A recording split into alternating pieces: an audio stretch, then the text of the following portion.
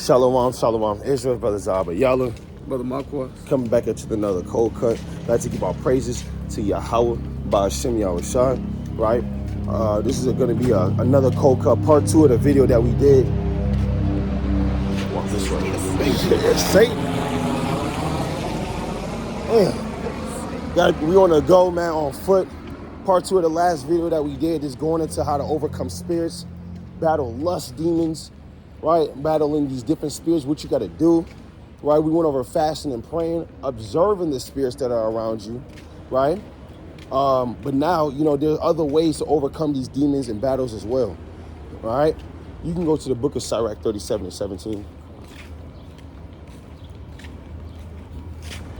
The book of Sirach, chapter 37, and verse number 17. It reads, Sirach 37 and 17. The continuance is a sign of changing. It's like the countenance is a sign of changing of the heart. Right. Four manner of things appear. Start at verse 20. Verse 20. It reads, there is one that sheweth wisdom and words, and is hated. He shall be destitute of all food. We're going. For grace is not given him from the Lord, because he is deprived of all wisdom. Another is wise to himself, and the fruit of understanding are commendable in his mouth. Right, you want to be wise to yourself, right? You want to know wisdom, and how do you know wisdom? Jump down to verse 27. Verse 27. My son, prove thy soul, right, and thy life, and see what is evil for it, and give not that unto it. So you want to see what's evil for your soul, man. Not everything is good for your soul. You can't just give everything to your soul. You can't, hang around. And if hanging around Rail, Day, right?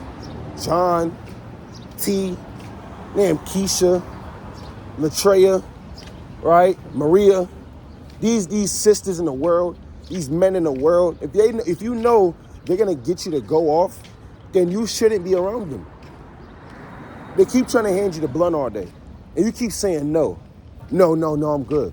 You gotta know the company that you keep. You can't be around everybody. Jump up to verse 12.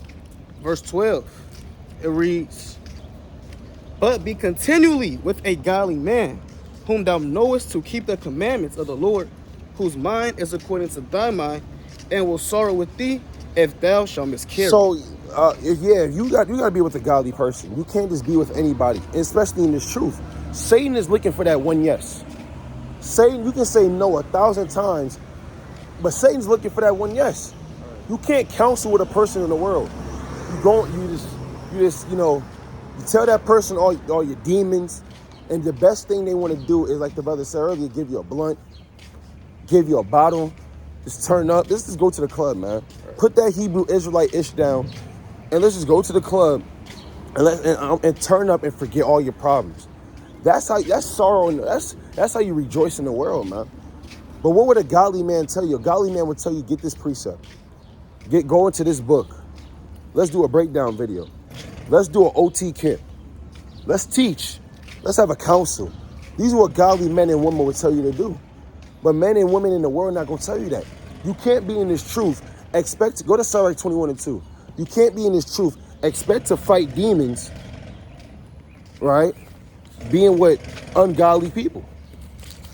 All right? What you got? It's the book of Sirach, chapter 21 and verse 2. Flee from sin as from the face of a serpent. For if thou comest too near it, it will bite thee. So you playing with snakes all day. You looking at the snake in the face. And then you get surprised when the snake actually bites you. Didn't the Lord say, who will pity a charmer, man? You can't be pitying, you can't be charming snakes and expecting not to get bit. You playing with the dog, you slapping in his teeth, slapping in his mouth. And then you get bit and then you start crying. Nobody gonna feel bad for you because we told you to stop. Are we on? It reads, the teeth thereof are as the teeth of a lion, slaying the souls of men. Slaying the souls of men, man. All right, but you got it. Shalom, shalom. We got a book of Psalms, chapter 119, verse 63. It's always someone. Right, because like the brother was saying, you want to have a godly company around you. All right, so let's bring this out. Psalms 119, and verse number 63. Psalms chapter 119 and verse 63. I am a companion of all them that fear thee. So King David said he's a companion or a friend to all the men and women that fear the Lord. So King David didn't have any niggas around him. King David had righteous, godly, edifying, mighty men around him. King David didn't just have men of war around him all the time. Right? All you read is 2 Samuel, the 23rd chapter, and that's all King David rode with. You know, King David rode with counselors, judges, princes, men of renown that was wise in the precepts. Right, read? I am a companion of all them that fear thee, Right. and of them that keep thy precepts. He said, and of them that keep thy precepts. So again, it's more than just knowing the precepts, but King David was actually around men that kept the precepts, that was always in the precepts, well known in the law, right? Well known in how to discern and judge certain matters. Let's go to the book of 2 Samuel. I believe that's the 15th chapter and verse number 10. 2 Samuel chapter 15 and verse number 10. 2 Samuel chapter 15 and verse number 10. So when you read 2 Samuel, the 15th chapter, you see Absalom, David's son, he tried to come back and overthrow the kingdom from King David. Right now, and we read that chapter, King David had to get up and flee. So let's read this. 2 Samuel 15 and 10. All right. But Absalom sent spies throughout all the tribes of Israel, Right. saying, as soon as you hear the sound of the trumpet, then you shall say, Absalom reigneth at Hebron. I read. And with Absalom went 200 men of Jerusalem that were called, and they went out in their simplicity, and they knew not anything. Go back on the stairs. I read. And Absalom sent for Ahithophel the Gilonite, David's counselor, from his city, even from Gilah, when he offended, it's like when he offered sacrifices, and the conspiracy was strong, for the people increased continually with Absalom. Right, read on. So again, this is Absalom getting ready to overthrow the kingdom from his own father. I read. And it says, verse 13, and there came a messenger to David saying, the hearts of the men of Israel are after Absalom. Right. And David said to all his servants that were with him at Jerusalem, arise and let us flee, for we shall not else escape from Absalom. Right, so King David said, arise and let us flee. For we should not escape from the hands of Absalom. Right, so as all hell is breaking loose, and they may happen on a spiritual level. All hell may break loose. You may just have the Lord send sin to hit you time after time after time, back to back to back.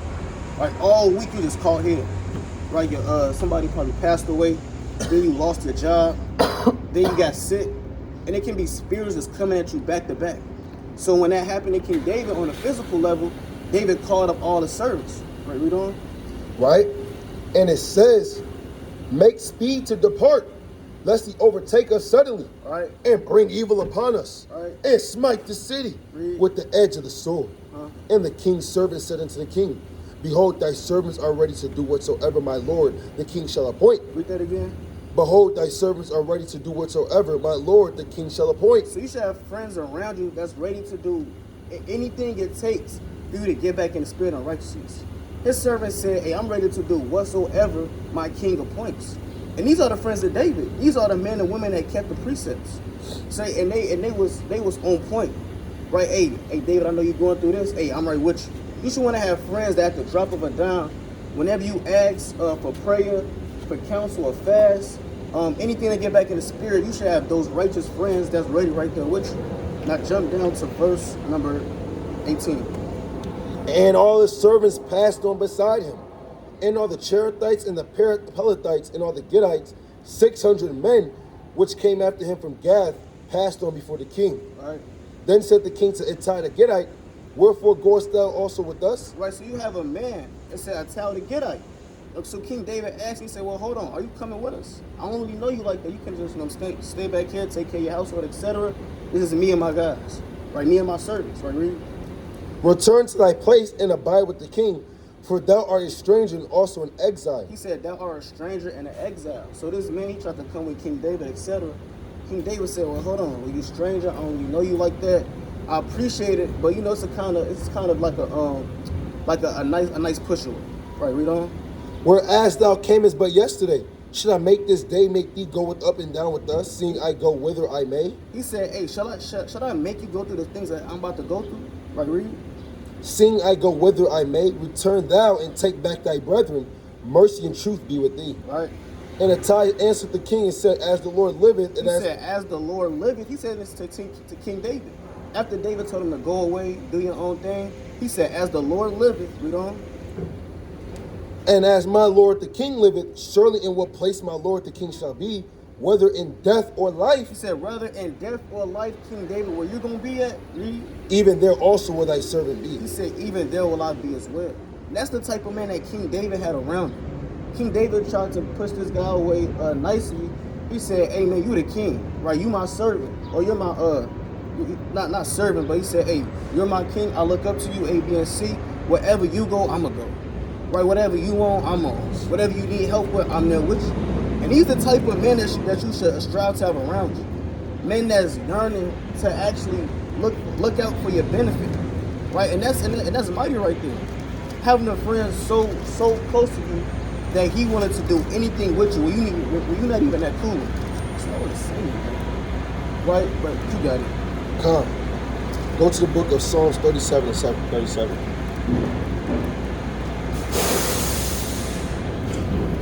Back on the go. Yeah, back on the go, man. Satan out here, heavy, 8:30 a.m., man. Satan out here, man, doing his thing. But we doing our thing too, right? What you got? It's Psalms 37 and verse 7. Rest in the Lord and wait patiently for him. Psalms 37 and 37? 37 and 37? Come. Verse 37. Mark the perfect man. What the Lord say to do? Mark the perfect man. So another thing what you got to do too is look at other individuals that inspire you.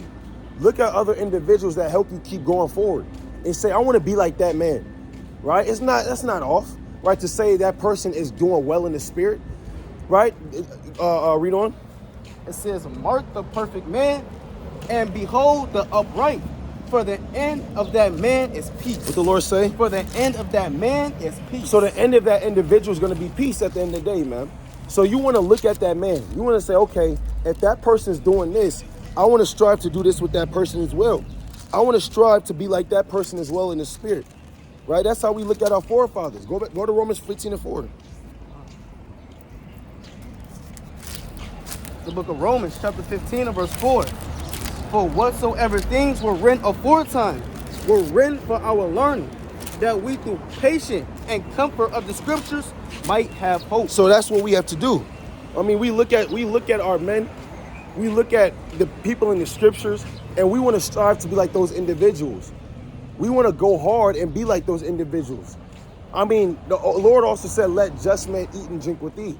Right? The Lord said, if you hear a parable paraphrasing, or wise saying, let thy steps wear the footsteps of his door, paraphrasing Sirach, right? So when we look at our forefathers or even the men on the earth today, look at a righteous man, see what he does. You want to mimic those things, man. You want to go hard mimicking those different things that person does. Maybe it be a study habit. Maybe it be the schedule that individual has, man. These are different ways to help you in the spirit. These are different ways to make sure you're good in the spirit, man. Right? You're not all by yourself. The Lord said, be continually with a godly man. So we know fasting. We know praying. Right? We know not just having any individual around you. Not just having any person around you. Not playing with sin. Stop playing with sin. Right? Go to the book of 2 Peter 3 and verse 15. 2 Peter chapter 3 and verse number 15. It reads, and account that the long suffering of our Lord is salvation, even as our beloved brother Paul also, according to the wisdom given unto him, hath written unto you. Read on. As also in all his epistles, speaking in them of these things, and which are sometimes hard to be understood. Read on. Which they that are unlearned. It's like 2 Peter 2 and 15. 2 Peter chapter 2, verse 15.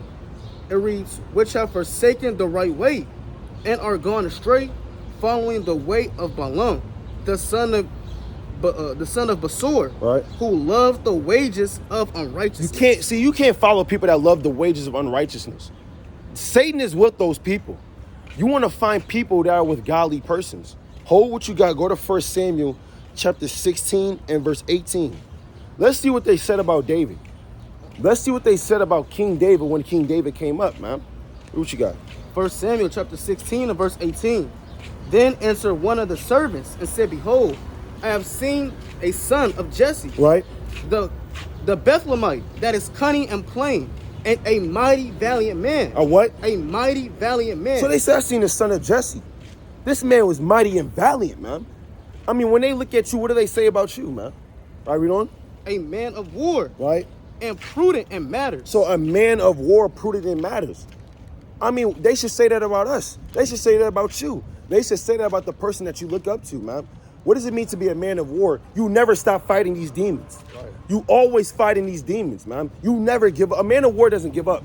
A man of war has order. A man of war has structure in his life, man. Right, read on. It says matters, and a comely person, and the Lord is with him. And the what? And the Lord is with him. So you want to find a person to look up to that the Lord is with. You want that. You want people to say that about you, man. The first thing I want people to think when they look at me is, damn, the Lord is with this man right here, man. I want to wear the footstep of his door. I want to mark that man because the Lord is with this man. That's what they said about King David, right?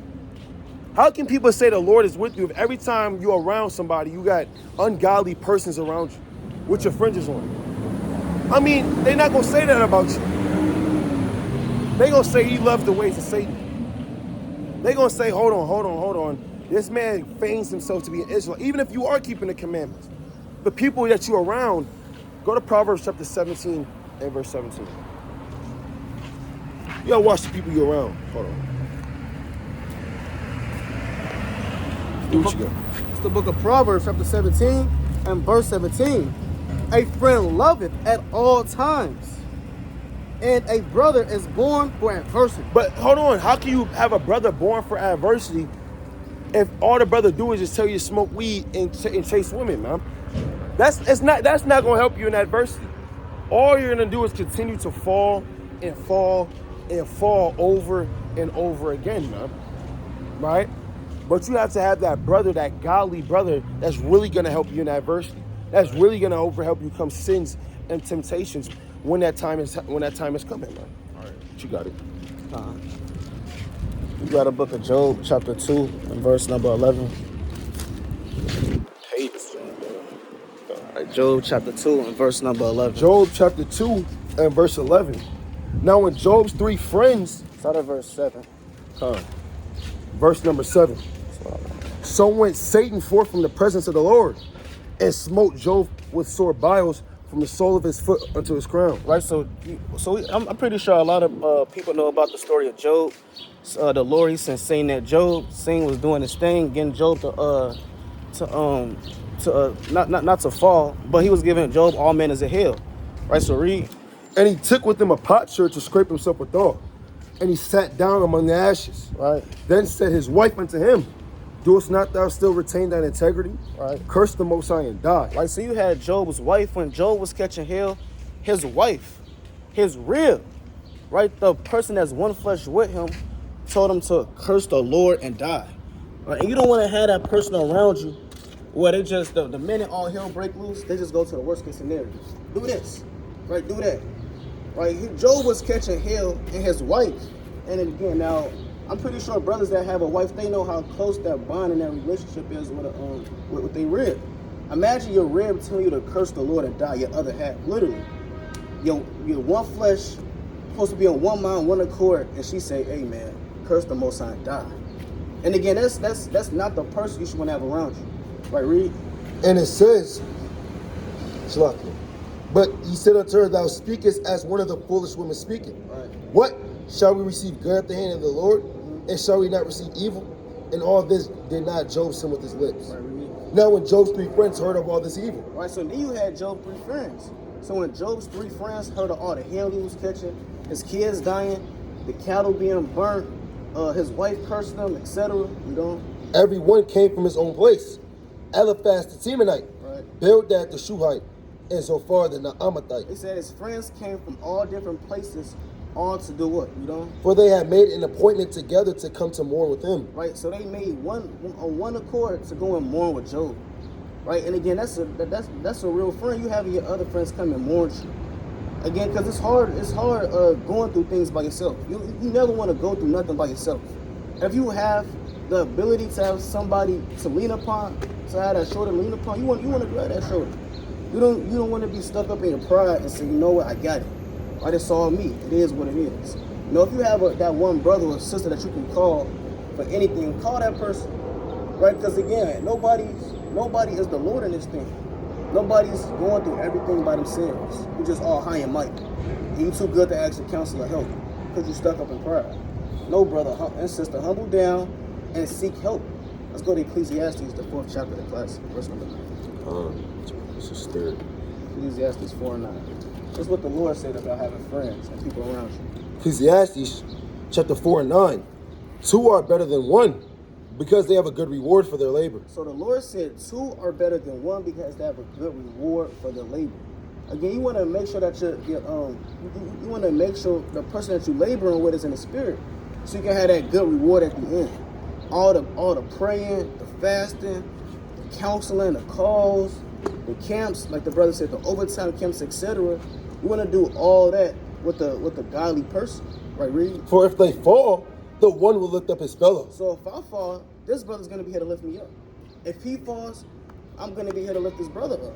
And likewise with the rest of the brothers that's here, if each one of us falls, that next brother's going to come and lift us up through the spirit. Right, read. Again, if two lie together, then they have heat. But how can one be warm alone? Right, how can you be on fire just by yourself? Again, you don't want to be stuck up in your pride and say, hey man, I do everything alone. Right, I'm a one-man army. Batman. Right, I'm Batman. Right. Batbrew. Yeah, Batbrew. And even with that, even Batman had a so-called sidekick. He had Robin. So even in these so-called superheroes, etc., everybody else got that sidekick. Brother, you should have that one righteous sidekick that's always with you. Right, read.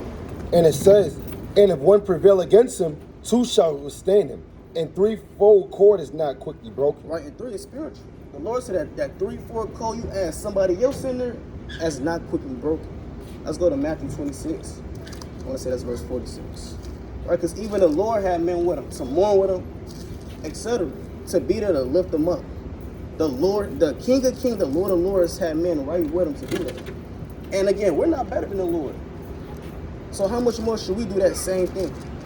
Matthew 26, verse 46. Matthew 26 and 46. Rise, let us be going. Behold, he is at hand that doeth betray me. And while he yet spake, lo, Judas, one of the 12, came. And with him a great multitude with swords and staves from the chief priests and elders of the people.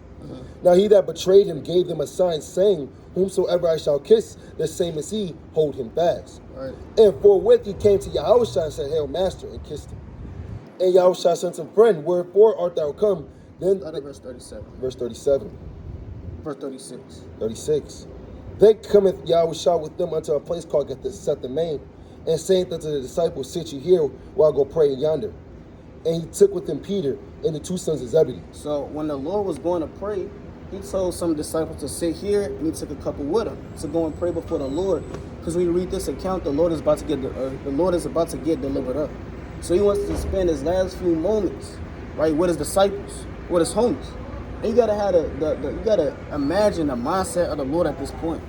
He knows that the hour has come. He's about to get taken up, and all the prophecies that you read about him getting killed, crucified, betrayed, etc., it's all about to come to pass. And he knows this. So in his mind is racing, his mind is all over the place, probably nervous because he got to fulfill this lot. So as he's going to pray to the Most High, he took 2 of his friends with him. Right, read. And it says, and began to be sorrowful and very heavy.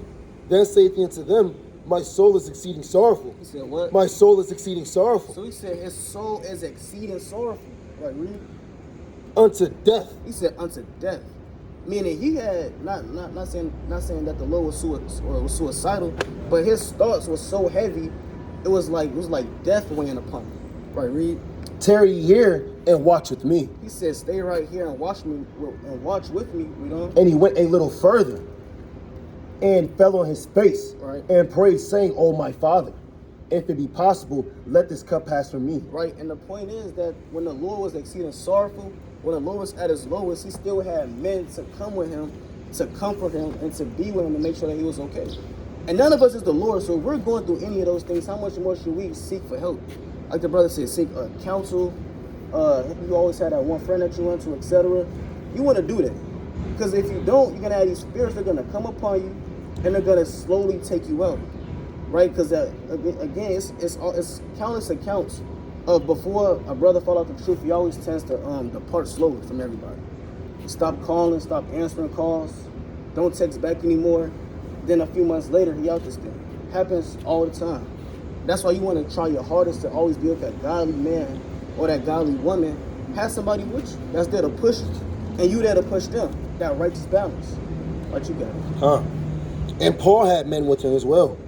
Paul had Titus. Paul had Silas. Yeah. Go to Acts chapter 16 and 12. The book of Acts chapter 16 and verse number 12. And it reads thus: "And from thence to Philippi, which is the chief city of that part of Macedonia, and a colony." And Start at verse 23. verse 23. And when Actually, verse 19. verse 19.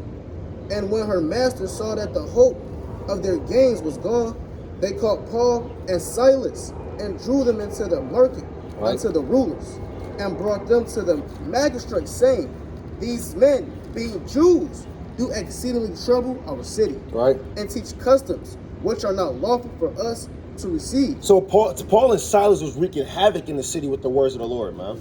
They was going hard for the words of the Lord. It was only two of them, man. Right? Jump down to verse 23. Verse 23. "And when they had laid many stripes upon them, they cast them into prison, charging the jailer to keep them safely, who having received such a charge, thrust them into the inner prison, Right. and made their feet fast in the stocks. Right. And at midnight, Paul and Silas prayed. No, Paul was praying alone. Paul and Silas prayed, Right? and sang praises unto Yahweh, and the prisoners heard So them. Paul and Silas was praying together, man. Right? In that prison. And the Lord heard them both, man. Paul had somebody with him locked up, man. Paul had fellow laborers in the faith. I mean, when you read the epistles, Paul is always shouting out people that labor with him. Go to Philemon chapter 1 and verse 11. Right? Philemon chapter 1 and verse 11, man. Right? You had a lot of people that labor with Paul. A lot of people that labor with him, man.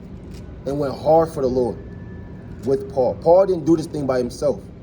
Start at verse 1. It's the book of Philemon, chapter 11 and verse 1. Philemon 1 and 1. Philemon 1 and 1. It's like, "Paul, a prisoner of Yahweh Mashiach, and Timothy, our brother, and Philemon, our dearly beloved, and fellow laborer." And what? And fellow laborer. Jump to verse 11. Verse number Wait, 11. actually, read on to verse 2. Verse 2. "And to our beloved," how do you say that? Aphia, and Archippus, our fellow soldier, and to the church in thine house. Nah, so Paul wasn't a lone wolf. He had fellow soldiers, man. Fellow men doing the work of the Lord. Fellow soldiers in the army of the house of God, man. So you have to be with fellow men, fellow women, fellow soldiers doing this work, helping you overcome. That's the best way to fight. Because this is war. You at war with Satan, man. How can you have war with Satan in a numerable amount of demons by yourself? It's 1 versus 10,000 demons. You need fellow soldiers to help you overcome demons. Because one thing you may be lacking, another person may be able to be overcome. One thing that you are good at, another person may be lacking. Y'all can utilize each other, and 3 is not quickly broken. Jump to verse 11. Verse 11. "Which in time past was to thee unprofitable, but now profitable to thee and to me, Right? whom I have sent again. Thou therefore receive him that is mine," it's like, "that is my own bowels, Right. whom I would have retained with me." So Paul said, I would have had this man, Onesiphorus, retained with me. I want him to be with me. But read on. "That in thy stead he might have ministered unto me in the bonds of the gospel. He had ministered unto me in the bonds of the gospel. He would have helped me out in my bonds, man. Because Paul was going through a lot. He couldn't bear it all by himself, man. So the point of the matter is, you want to be continual with godly people. You want to know that what you're dealing with, fasting and praying, yes, but don't surround yourself with people that's going to continue to get you to go off. Yeah, you may be strong against that lust demon, but how much more stronger are you going to be with that lust demon with 5 other Hebrew brothers or sisters with you? How strong are you going to be with that lust demon if you got 5 worldly people around you, man? You're going to fall. It will happen. It's a numerable amount of time. Right? You going to go? 1 Samuel chapter 30 and verse number 6. First Samuel 36. Right, and let's say that you don't have any men around you. Right, let's say you don't have a congregation. You're kind of new in this thing. You're going through it. The chief thing that you want to do is this right here. Let's read this. And David was greatly distressed. It said David was greatly distressed, and distress is a big amount of sorrow and hell that you catch. He was greatly distressed. Right, read. For the people spake of stoning him. Right. Because the soul of all the people was grieved. Right, so you have everybody coming up against David. When you read this account, the Amalekites came and burnt down the city of Ziklag and took men's wives and children. So everybody's speaking against David. Right, read.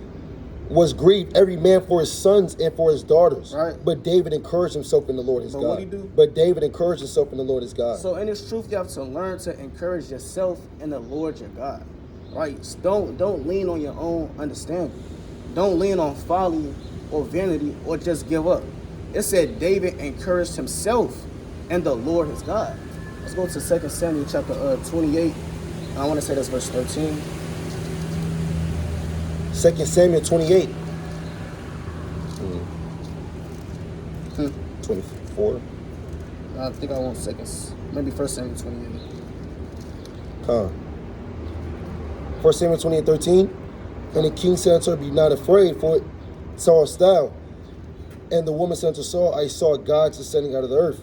Maybe 23, Slocky. 23. 2 Samuel 23 chapter. Maybe what I want. 23:13. Then David and his men, which were about 600, arose and departed out of Keilah, and went whithersoever they could go. And it was told Saul and that David was escaped from Keilah, and he forbore to go forth. Right, read. And David abode in the wilderness. Verse 12. Verse 12. Then said David, will the men of Keilah deliver me, and my men into the hand of Saul? And the Lord said, they will deliver thee up. Then David and his men, which were about 600. It's like verse 10. It's like. Verse 10, then said David, O Yahweh, God of Israel, thy servant have certainly heard that Saul seeketh to come to Keilah to destroy the city for my sake. Verse 10. That's verse 10. That's verse 2 Samuel 23 and 10. First Samuel. Yeah, Lord. No, 2 Samuel. Oh, 2 Samuel 23 and 10. 2 Samuel 23 and 10. He arose and smote the Philistine till his hand was weary. Right. And his hand clave to the sword. And what? And his hand clave unto the sword. Right. So when you're lowly, you want to make sure that your hand is cleaving onto your sword. The sword is your Bible. Right. The notes, the things that you need to fight off spirits. It said his hand clave to a sword. And that happened on a physical level, but on a spiritual level, when you're going forth to battle, right? You gave me 1 Samuel 11 and verse number 1. When you're going forth to battle, you want to make sure that your hand is cleaving unto your sword. And every day we're at battle, right? A spiritual battle, fighting the principalities on the left hand side. So let's read this. 1 Samuel 11 and 1. All right. Then Nahash the Ammonite came up in a Kent against Jabesh and Gilead, and all the men of Jabesh said unto Nahash, make a covenant with us, and we will serve you. All right. And Nahash the Ammonite answered him, on this condition will I make a covenant with you, that I may thrust out all your right eyes and lay it for a reproach upon all Israel. Right, now go to 2 Samuel 11 1. Get these verses second. Right. So the Lord said that this is the time when kings go forth to battle. When kings go forth to war. Right? And when you're at war, you don't go without your sword, your buckler, your shield, your breastplate, etc. No, you going prepared. And your hand again should always be cleaving to your sword. So let's read this. 2 Samuel 11 and 1. And it came to pass that after the year was expired, at the time when the kings go forth to battle. Right, it said when the kings go forth to battle. And every day is the time and season where kings are going forth to battle. Brother, you're a king. And you're going to battle on a spiritual level. I mean, just read Galatians, read Galatians, the 5th chapter. And the 6th chapter. read Romans the 8th chapter, right? And see how this thing, read James the 4th chapter, and read how these things and what you're going through is a spiritual battle, right? Again, read Ephesians the 6th chapter as well. So these different things is how you overcome and conquer spirits. You're first and foremost, you want to call upon the Lord, prayer and fasting. If that don't help, then you get a company of godly men and women, and you always want to have your mind on the Lord and all things, continually to fight without fainting. Right, you got it. Nah, but like I said, at the end of the day, we want to know how to fight these spirits. We want to have a men around us. We want to have an army. Just think of Judas, think of Simon, and time fails us now. But there's plenty of precepts to show how to overcome these spirits, having godly men and women around you, man. Go to Ephesians chapter 6 and verse 12. And end it off with this. Ephesians chapter 6 and verse number 12. It says, "For we wrestle not against flesh and blood." For what? For we wrestle not against flesh and blood. He didn't say for I wrestle. No, he said for we. It's a team thing. But against principalities, against powers, against the rulers of the dark places of this world. So even the rulers have multiple men with them. It's not just one ruler.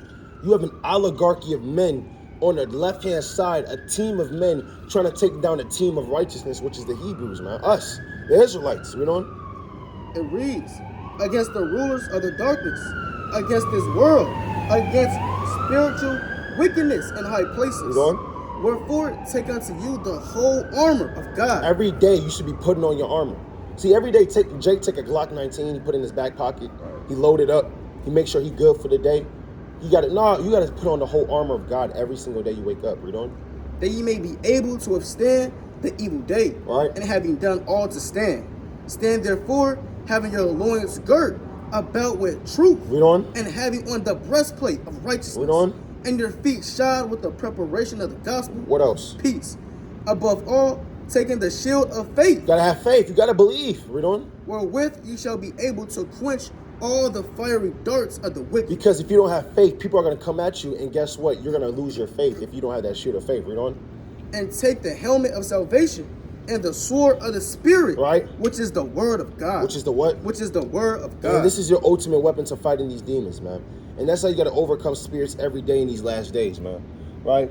But we should give our praises to Yahweh, Ba'ashem Yahushua. Lord willing, you was edified in this video. Did you have anything closing? No, I got one closing. One closing.